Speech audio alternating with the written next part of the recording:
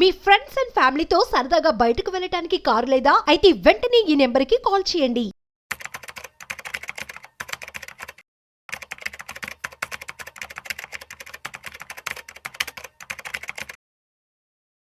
నమస్తే అండి, welcome to Suman TV. నేను విధులు చక్రధర్. ఇవాళ సిస్టమాటిక్ విత్డ్రాయల్ ప్లాన్ గురించి డిస్కస్ చేద్దామండి. సిస్టమాటిక్ విత్డ్రాయల్ ప్లాన్ చాలా మంది మమ్మల్ని అడుగుతున్నారు, ఎలా చేస్తే బాగుంటుంది అని. చూడండి, సర్వసాధారణంగా నాకు కొంచెం కాల్స్ వస్తుంటాయి. గతంలో చాలా మంది సిస్టమాటిక్ విత్డ్రాయల్ ప్లాన్ కోసం సంప్రదించారు.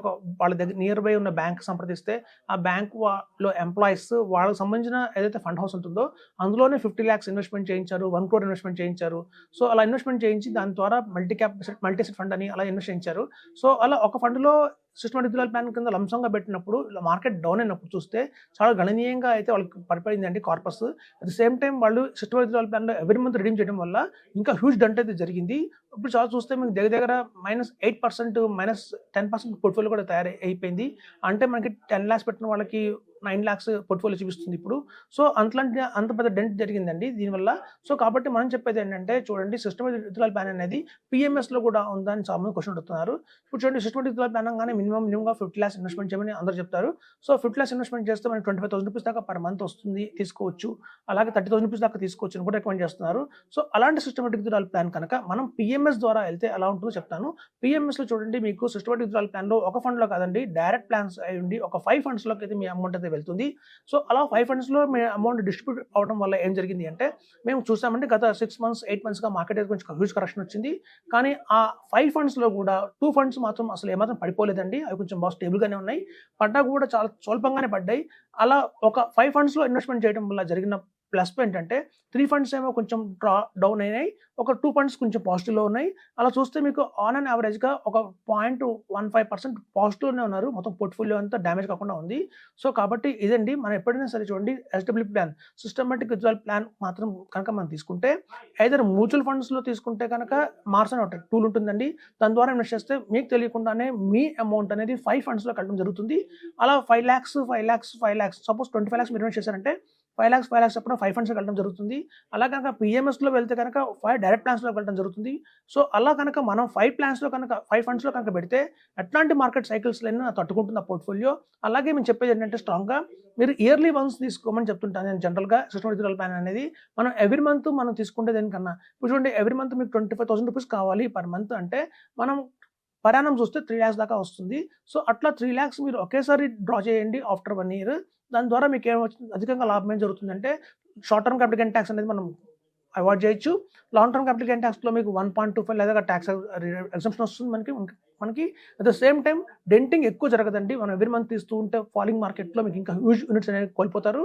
సో అలా కాకుండా ఒకే ఫండ్లో కాకుండా ఒక ఇండెక్స్ ఫండో, లేకపోతే ఏదైనా ఒక మంచి ఈక్విటీ ఫండ్లో, లేకపోతే ఒకటే ఒక ఫండ్లో కనుక మల్టీ అసెట్ ఫండ్లో వేస్తున్నారు చాలామంది. సో అలా ఎప్పుడు చేయకండి. ప్రాపర్గా 5 funds కనుక సెలెక్ట్ చేసుకుంటే, 5 different కంపెనీస్ కనుక సెలెక్ట్ చేసుకుంటే, తద్వారా మీకు ఎక్కువ లాభం వస్తుందని చెప్తున్నాను. సో కాబట్టి systematic withdrawal plan the best ఏదన్నా ఉంది అంటే 2025లో కావచ్చు, లేకపోతే ఫరెవర్కి కావచ్చు, పిఎంఎస్ ద్వారా అయితే వెళ్ళండి.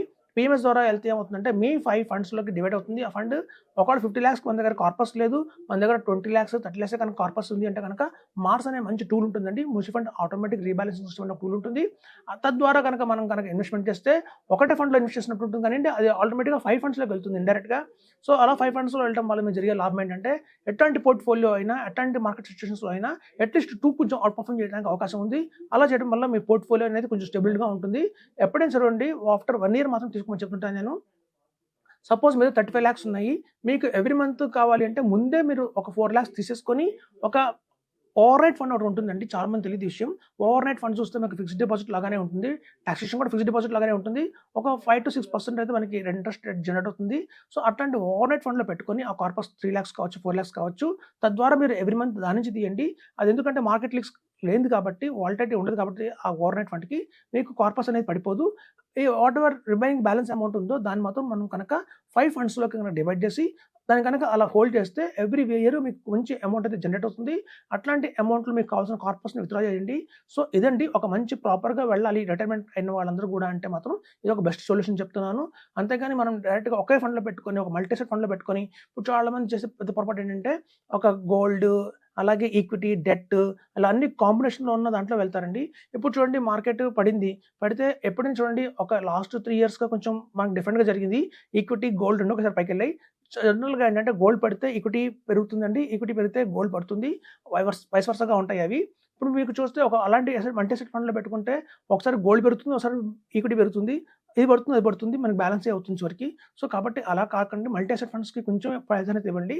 ఎక్కువ కూడా హైబ్రిడ్ ఫండ్స్ అయితే ఉంటాయో, లైక్ చూడండి బ్యాలెన్స్డ్ అడ్వాంటేజ్ ఫండ్స్ ఉంటాయో వాటిలోనే ఎక్కువ మొత్తంగా ఇన్వెస్ట్ చేస్తే సిస్టమేటిక్ విత్డ్రాయల్ ప్లాన్ కింద అవి మీకు మంచి సూటబుల్ ఉంటాయి. పూర్తి ఈక్విటీలో ఎప్పుడు ఇన్వెస్ట్ చేయకండి. చాలా మంది అడుగుతారు 12% మనం తీసుకోవాలి అంటే మాత్రం ఈక్విటీలో కాదు వేస్తే బాగుంటుంది అనుకుంటారు. కానీ 12% మీరు ఎప్పుడు ఆశించి కనుక సిస్టమేటిక్ విత్డ్రాయల్ ప్లాన్‌లో పెట్టకండి. మీకు బాగా భారీగా నష్టం అయితే జరుగుతుంది. దానివల్ల పోర్ట్‌ఫోలియోకి చాలా డ్యామేజ్ అవుతుంది. మనం మళ్ళీ ప్రిన్సిపల్ కూడా పోగొట్టుకునే వాళ్ళం అవుతుంటాము. సో, మేము గత 15 ఏళ్లుగా చూసామండి, 15 ఇయర్స్‌గా ఎవరైతే కనుక హైబ్రిడ్ ఫండ్స్‌లో పెట్టారో కేవలం 6% మాత్రమే తీసుకుంటున్నారో వాళ్ళకి మాత్రం రిటర్న్స్ అయితే బాగా వచ్చాయి. ఒకవేళ మనకి 8%, 9% కావాలి అంటే మాత్రం ఆఫ్టర్ 1 ఇయర్ తీసుకోవాలండి. వెంటనే తీసుకోకూడదు. ఇప్పుడు ఈ మంత్ స్టార్ట్ చేసి నెక్స్ట్ మంత్ నుంచి మనం సిస్టమేటిక్ ప్లాన్‌కి వెళ్ళిపోకూడదు. ఒక 1 ఇయర్ ఆగిన తర్వాత కనుక మీరు స్టార్ట్ చేస్తే సిస్టమేటిక్ విత్డ్రాయల్ ప్లాన్ అట్‌లీస్ట్ ఈ 1 ఇయర్ కొంత రిటర్న్ అనేది తీసుకుంటుంది కాబట్టి మనకి ఎక్కువ డ్యామేజ్ జరగకుండా ఉంటుంది. So, systematic withdrawal plan best ఏదన్నా ఉంది 2025లో అంటే మాత్రం పీఎంఎస్ ద్వారా సిస్టమేటిక్ విత్డ్రాయల్ ప్లాన్ మీరు చేసుకోవచ్చు. సో, దాని ద్వారా మీకు ఏంటంటే అధిక లాభం ఉంటుంది.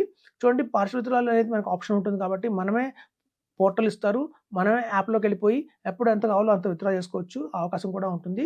సో, మధ్యలో ఏదన్నా అవకాశం ఉంది అంటే మనం యాడ్ కూడా చేసుకోవచ్చు. ఒక ₹50,000 ఒక ₹1,00,000 యాడ్ చేయాలంటే యాడ్ కూడా చేయొచ్చు. సో, అలా యాడ్, మైనస్ ఏదైనా చేసుకోవచ్చండి. సబ్ట్రాక్షన్ చేయొచ్చు. సో, కాబట్టి చెప్తున్నది ఏంటంటే ఇలాంటి అన్ని ఫెసిలిటీస్ ఉన్నాయి కాబట్టి ఒక పీఎంఎస్ ద్వారా కనుక వెళ్తే డైరెక్ట్ ప్లాన్స్‌లోనే ఎక్కువ ఇన్వెస్ట్‌మెంట్ జరుగుతుంది. సో, తద్వారా మీకు ఎక్స్‌పెన్స్ రేషియో కూడా తగ్గుతుంది. సో, ఒక మంచి సిస్టమేటిక్ విత్‌డ్రాయల్ ప్లాన్ ఏదన్నా ఉంది ఇవాళ ఇండియాలో అంటే మాత్రం మేము చూసామండి. ఎవరైతే డైరెక్ట్‌గా ఒక ఫండ్‌లో పెట్టుకున్న వాళ్ళ పరిస్థితి ఏంటి? అలాగే డైరెక్ట్‌గా మల్టీ అసెట్ ఫండ్స్ ఒక 2, 3 ఫండ్స్‌లో పెట్టుకున్న పరిస్థితి ఏంటి? అలాగే పీఎంఎస్ ద్వారా సిస్టమేటిక్ విత్‌డ్రాయల్ ప్లాన్ వెళ్ళిన వాళ్ళ పరిస్థితి ఏంటి? ఇక్కడ 3 కంపారిజన్ కేటగరీస్ చూసిన తర్వాత మాకు అర్థమైంది ఏంటంటే ఎవరైతే పీఎంఎస్ ద్వారా సిస్టమేటిక్ విత్‌డ్రాయల్ ప్లాన్ తీసుకుంటున్నారో వాళ్ళకి కొంచెం అత్యధికంగా రిటర్న్స్ వస్తున్నాయి. ఔట్ ఆఫ్ 5 ఫండ్స్ 2 ఫండ్స్ అయితే ఎప్పుడు కొంచెం పర్ఫార్మెన్స్ బాగానే ఉంటున్నాయి. సో, కాబట్టి అదండి సిస్టమేటిక్ విత్‌డ్రాయల్ ప్లాన్ ఎవరికైనా కావాలి అంటే మాత్రం 50 లాక్స్ అండ్ అబోవ్ కనుక కార్పస్ మీ దగ్గర ఉంది అంటే మాత్రం బ్లైండ్‌గా వెళ్ళిపోండి. Systematic withdrawal plan with PMS అది మీకు చాలా బాగా మంచి రిటర్న్ ఇస్తుంది. మీరు అనుభవంలో తెలుసుకుంటారు మీరే. మళ్ళీ ఇంకో 10 మందికి మీరే చెప్తారు అన్న కాన్ఫిడెన్స్‌తో చెప్తున్నాను. Thank you.